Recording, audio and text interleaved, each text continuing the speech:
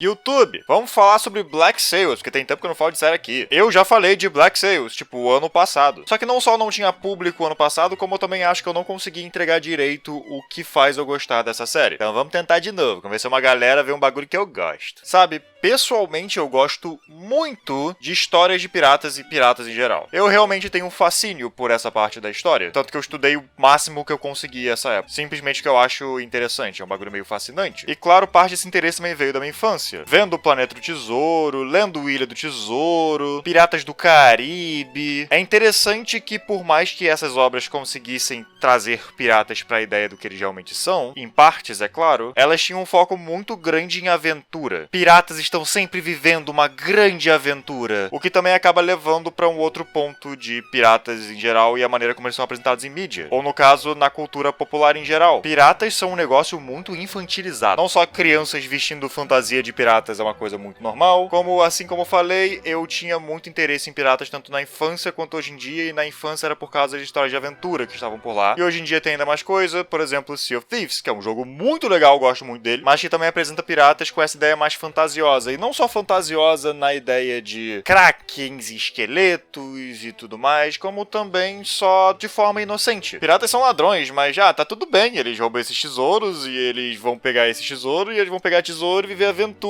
e tá tudo bem. Eu sei que comparar com a vida real é meio escroto, só que é meio loucura o quão normalizado pra crianças a ideia de piratas é. A cultura inteira, o gênero inteiro de obras sobre piratas. Considerando que eles eram, tipo, piratas. A porra da bandeira tá dizendo alguma coisa, né, gente? E isso me leva pra Black Sails. Black Sails é uma série do canal americano Starz, que é um canal premium, só isso é importante, que começou em 2014 e terminou em 2017, então a história tá fechadinha, e que se passa no século XVIII, durante a grande era de ouro da pirataria do mundo real, não de One Piece. Ela chamou um pouco de atenção na época porque pegou carona em outras produções, como por exemplo Vikings e Last Kingdom. Em geral, séries históricas, entre aspas, claro que com muitas coisas erradas aqui e ali, que mostrava algumas civilizações antigas que tinham um senso de moral bem diferente do nosso, e com isso se focava em um público mais adulto, com uma trama um pouco mais, entre aspas, política, cenas de violência e algumas cenas que podem dar gatilho. Mas sobre o que é Black Sails exatamente, vamos lá. Antes de eu explicar sobre a história em si, nós temos que entender uma outra coisa. Black Sails é simultaneamente uma série 100% fictícia, uma série com algumas figuras famosas de lendas de piratas, e com lendas de piratas eu quero dizer do mundo real, mais ou menos parecido com o que Assassin's Creed 4 fez e Assassin's Creed sempre faz. Então na série você vai ver a Anne Bonny, Barba Negra, Calico Jack. Eu vou dizer aqui desde já que você tem que abstrair totalmente a existência dessas figuras da existência delas da vida real, não só nos eventos delas, como também na personalidade delas, no que elas eram. Esses personagens ainda são personagens, então eles são feitos pra você gostar deles. Não vai idolatrar lixo da vida real porque você gostou de um personagem aqui não, tá? E por fim, Black Sails é uma série que é uma prequel de Ilha do Tesouro. Ilha do Tesouro é um livro de Louis Stevenson, que não só é o livro quintessencial sobre histórias de piratas, como também é o livro quintessencial de aventura em geral. Meio que a fórmula de aventura veio dali, né? No livro é mencionado várias vezes um tal Capitão Flint. Flint é o protagonista de Black Sails. Eles obviamente tomam muitas liberdades em Black Sails, só que no final, quando você chega no final de Black Sails, você consegue ver isso se encaixando com Ilha do Tesouro. O que é bem legalzinho. Sofre o problema de que se você lê o Ilha do Tesouro, você sabe pra onde a história vai, né? Mas tudo bem. A série Black Sails começa assim. Este pirata chamado Capitão Flint e sua tripulação estão atacando esse outro navio aparentemente qualquer. Nesse outro navio tá esse homem chamado John Silver. John tá tentando escapar do ataque e ele se esconde junto com o cozinheiro, que em algum momento derruba um certo papel no chão. Só que ele derruba e imediatamente tenta pegar. E o John tá tipo, opa! Não me recordo agora se ele mata o cozinheiro ou o cozinheiro morre de alguma outra maneira. E aí John esconde a página e consegue sair vivo da situação. O que é essa página? É o itinerário de um navio cargueiro chamado El Orca del Lima,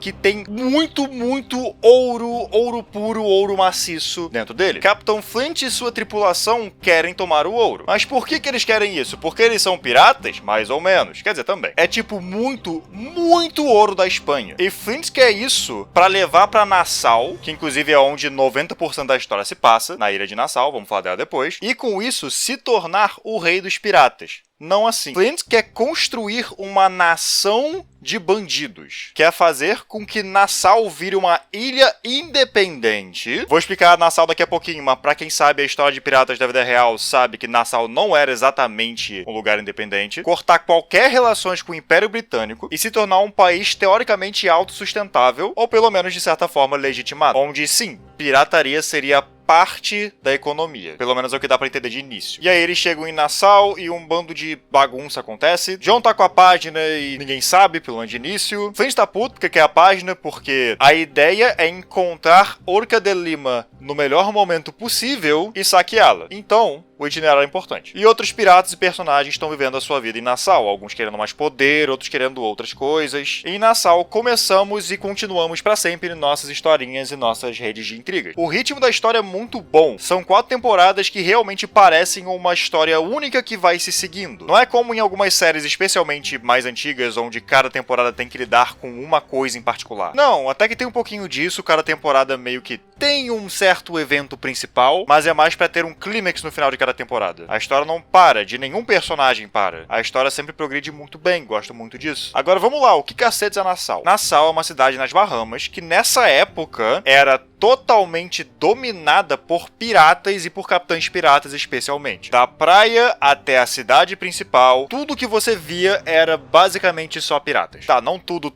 mas tinham muitos e muitos e muitos piratas. A nobreza de vários países europeus estava um pouquinho mais pra dentro, pelo menos tinha alguma casa mais pra dentro na área campestre das Bahamas, mas em Nassau em si, na praia, piratas. Se tu jogou Assassin's Creed 4, você sabe disso. Nassau é importante lá também porque Nassau foi um ponto importante na vida real, na história dos piratas, é claro. E ver o ecossistema de Nassau é muito interessante. Em primeiro lugar, obviamente essa série não é realista, na ideia de tudo aqui é verdade, tudo está correndo certinho como deveria seguir. Nenhuma história realmente vai ser assim. Isso é um exagero, algumas vão, mas ainda assim. Só que é provavelmente a história de piratas mais realista que eu já consumi pessoalmente. Com isso, essencialmente todo mundo em Nassau é um anti-herói. Não existe um singular personagem 100% bonzinho, e todo mundo em Nassau tá querendo alguma coisa. E a dinâmica de poderes entre os personagens deixa isso interessante. Nassau tem um forte. Esse forte está sendo protegido por um pirata. Se você quer lidar com o forte, você tem que lidar com esse pirata, fazer o que ele quer. Esse forte, na verdade, é um ponto muito importante durante a série inteira, porque realmente você vai invadir Nassau pela praia. Quem controla o forte, controla quem entra e quem sai. Esses piratas aqui não estão necessariamente do mesmo lado. Outra parada. Assim como na vida real, piratas em Black Sails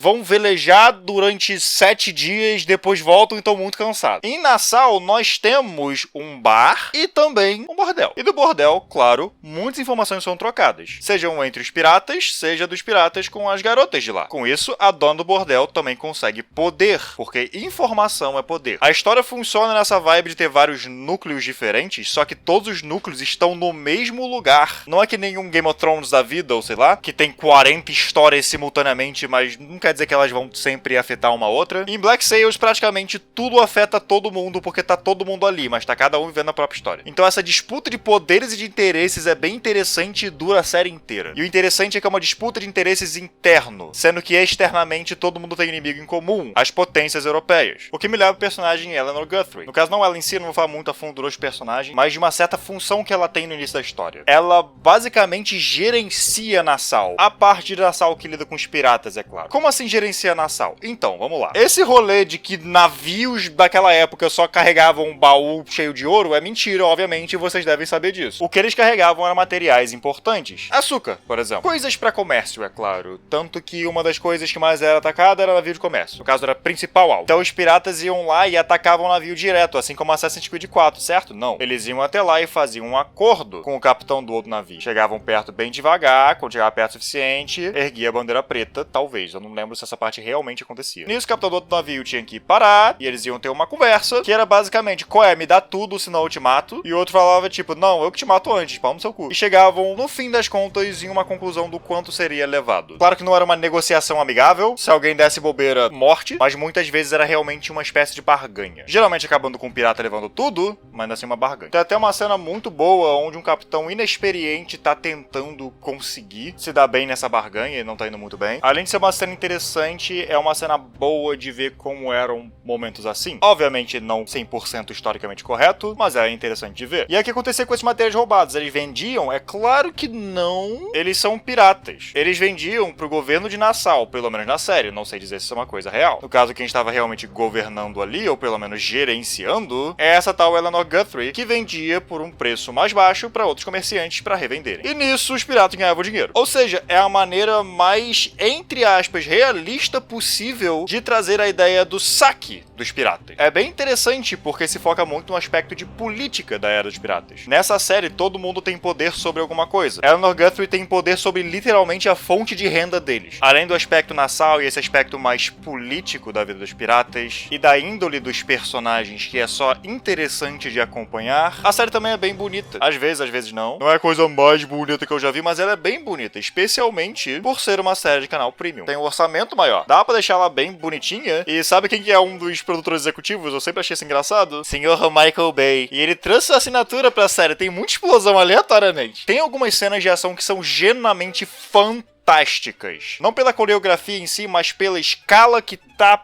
perfeita na ideia de coisa de pirata, não é tão grandioso assim, mas ainda assim é um bocado grandioso, quanto no caos em geral de tudo que a gente tá acompanhando. Além de alguns shots que eu acho muito bonitos. A série tem problemas? A série tem muitos problemas. Muita coisa que pessoalmente me incomoda, mas eu meio que passo o pano porque piratas e tal. Muitas ideias, histórias e coisas que eu só não gostei nem um pouquinho. E a atuação de alguns personagens não é dos melhores. Você é um otário, Sr. Ned. E deixo aqui avisado também que tem algumas coisas que podem causar gatilho. Cenas de violência de cunho abusivo e outras coisas do estilo, então estejam avisados. Mas, ainda assim, no fim das contas, essa é provavelmente uma das minhas séries favoritas. É a série que às vezes eu penso, vou sentar a bunda e rever tudo. Já vi ela inteira umas 2 ou 3 vezes. Gosto francamente muito dessa série. De acordo com o Google, ela tá em alguns lugares. Nesse vídeo eu não fui muito a fundo em vários detalhes da história e nos personagens, só quis dar uma ideia em geral e tentar vender a história pra vocês, porque eu realmente recomendo, eu acho muito boa. Com seus problemas, como eu disse. Porém, por ser de um assunto que eu gosto muito, abordado de uma maneira que eu acho interessante, eu gostei bastante. Inclusive, vou deixar aqui no final que Capitão Flint é, sinceramente, um dos meus personagens favoritos da ficção, ponto. Zero meme quando eu digo isso. Enfim, é isso. Muito obrigado por ter assistido. Muito obrigado a quem me apoia financeiramente de qualquer maneira. Até a próxima e até!